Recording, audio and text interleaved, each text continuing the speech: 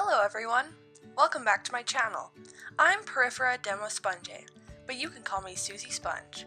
Welcome to my Draw My Life. Today I'm going to be teaching you on not only my life, but the life of the phylum Porifera and all that comes with it. From history to feeding, reproduction to physical attributes, I will take you on an educational journey through all you need to know. So let's hop right into the video. Sponges haven't evolved much since their first appearance in the fossil records 800 million years ago, and were said to have diverted from protist 600 million years ago. Based on their phylogenetic position, fossil sponges are among the oldest known animal fossils, dating from the late Precambrian. Since then, sponges have been part of many fossil communities. The number of described fossils generally is more than 900. Yet, no big changes were made due to their simplicity. Although now, approximately 5,000 living sponge species are classified in the phylum Porifera, which is composed of three distinct groups or classes: the Hexactinolita glass sponges, the Demosponge, my sponge class, and the Calcarea, the calcareous sponges. Speaking of the Porifera classes, let's meet my family: Porifera Hexactinolita, Porifera calcarea, and myself, Porifera Demosponge. For starters, I'm part of the class Demosponge, hence my name. I'm in this class with the majority of other sponges like freshwater sponges and fibrous sponges. We all come in different sizes and colors, depending on our sponge structure, but we certainly all have a skeleton made of silicone spicules or spongin fibers that put us in this class. The laddering of our skeleton provides a matrix in which our spicules are embedded to help us protect ourselves and others. Porifera Hexactinolita is my sister. We call her Ann Alita, but my mom always uses her full name when she's in trouble. Ann Alita is older than I am and goes out often to the deep sea floor to meet up with her other Hexactinolita friends. She doesn't have an epidermal covering, which leaves her exposed to the outside world without protection. No wonder she's so sensitive. Her skeleton is made out of spicules of silica which form latticework with many points for protection, similar to my embedded spicules. Porifera calcarea is my brother, and we call him Cal. Mom said he's special because his skeleton spicules are made of calcium carbonate. I don't see what she thinks is that great. His spicules look funny because they aren't placed on the body wall. They poke through his epipendydermal covering, giving him a rough and tumble look. But don't be fooled, he's still a wimp. Like most sponges, I was born symmetrical and sedentary. Well, not born per se, but I was budded from my mom, floated away in a current, and landed on the sea floor. I've been sedentary my whole life, meaning I haven't moved from the rock I attached to since I attached to it. Even scientists thought sponges were plants because of their inability to move. But I am not a plant. I am a simple, maybe even the most simple, multicellular organism on the planet. But why am I so simple, you may ask? I'm an animal with multiple cells, but no heart, or brain, or muscles, or mouth. Nor do I have basic organs, tissue and cellular organization, or nerve and sensory cells. You could think of me just as a body cavity with pores, which in fact is what the word porifera means. My body wall consists of two epithelioid layers and one gelatinous mesenchyme wall between them, kinda like a sandwich. Pinacoderm is the outer layer consisting of flattened polygonal cells called pinacocytes. The gelatinous mesenchyme fills the middle with a protein carbohydrate material, mobile cells, and a skeleton made of calcium, siliceous spicules, or spongin fibers. The mobile cells are very important because an archaeocyte may change into many different cell types in order to digest and distribute food, dispose of waste, form skeletal fibers, and fight infections. On the inside, I have the choanoderm layer made up of flagellated cells called collar cells or choanocytes, used for bringing in nutrients and oxygen while it carries out waste and carbon dioxide.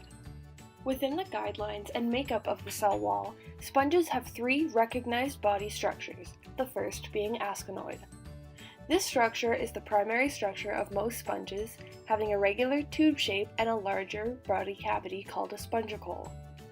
The cyclonoid body structure is more irregular because it exhibits more folding in the body walls while still keeping radial symmetry.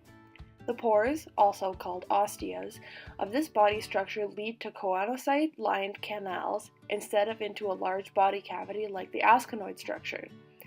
The lucinoid body is very irregular because it has the most amount of body wall folding compared to the other body structures and has lost all radial symmetry. The incurrent canals of this body wall bring water into choanocyte-lined chambers for filtration. The size of a sponge is limited by the rate at which water can flow in and out of the sponge hole, bringing in food and oxygen and removing waste products. Because the asconoid type has the smallest surface area, sponges with this body type are the smallest in the phylum, and leuconoid sponges, having lots of surface area, are some of the largest members of the phylum.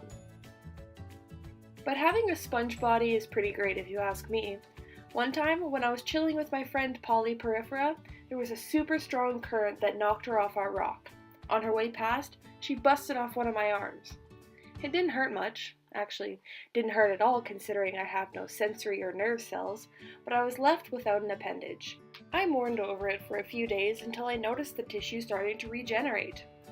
Turns out, sponges are able to regenerate their lost parts through 3 phases. Phase 1 is when the damaged surface gets closed off by a scar, just like a human injury would heal. Then, in Phase 2, the scar tissue begins to form back to the normal skin appearance, the only difference being that there is a depression in the surface. But thankfully, in the 3rd phase, the depression is filled in from the inside out to return to the natural shape. I'm pretty lucky to be able to do this, and it is one of the benefits of being a simple organism. Now let's get into the exciting part where I talk about the functions of the sponges. Firstly, how do sponges eat? We are filter feeders, which means water is taken in through the sponge, bacteria, nutrients, and oxygen are absorbed, and waste products are expelled back into the water. Kind of like a Brita water container. Instead of just filtering out the particles, they are used for nutrition and function. Also, we trap 90% of bacteria in the water that we filter. Our body walls are covered in numerous pores called osteas that open into inhalant canals, leading to choanocyte chambers or cavities. The chambers within the canals are lined up with cells called choanocytes, or in simple terms, collar cells, which consist of a sticky funnel-shaped collar and a whip-like flagellum. The collar cells beat their flagella back and forth like a tail to force water through the sponge to bring in nutrients, particles of food, bacteria, and oxygen for respiration. The food that is absorbed in the choanocytes are then digested in the amoeboid archaeocyte.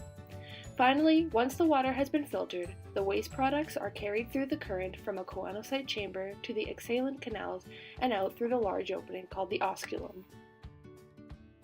And if you think that's simple, get a load of sponge reproduction. Depending on the type of sponge, reproduction can happen in one of 2 ways, sexually or asexually. The easiest form of production is asexual budding or fragmentation because it only requires one parent organism. It occurs when pieces or fragments of the sponge body, called buds, are broken off by the water current and are carried to a different location.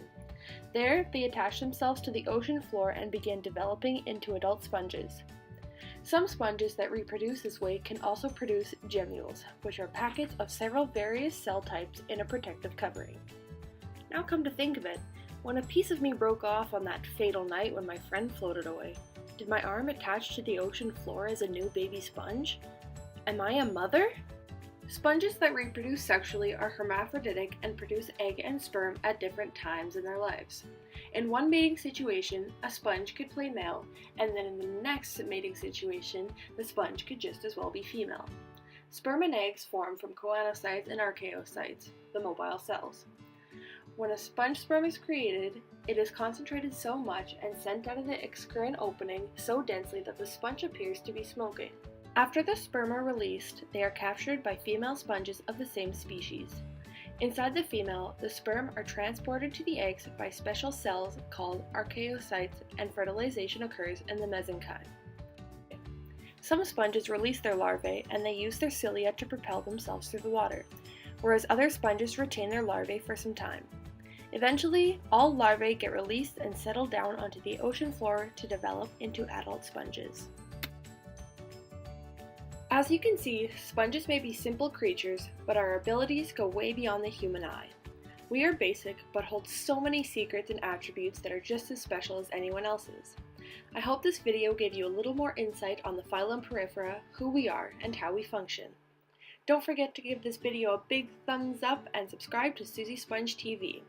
See y'all on the next one. Bye!